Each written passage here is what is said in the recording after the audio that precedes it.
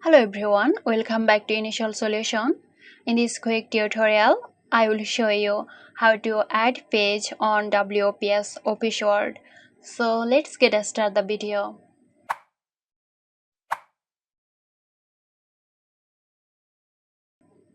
At first open the document where you want to add a page. Now place your cursor at the end of the document where you want to add a new page and press Ctrl plus Enter on your keyboard. This will insert a page break, creating a new blank page.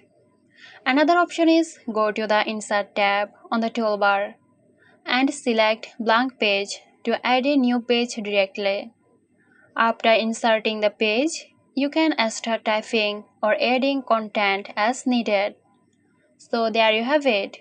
If you found this tutorial helpful, give us a like and subscribe to Initial Solution for more helpful tutorials. This video is sponsored by Girosoft. Girosoft offers graphic design, UI UX design, digital marketing and web development. Elevate your brand with Girosoft today. For more details, check the description box.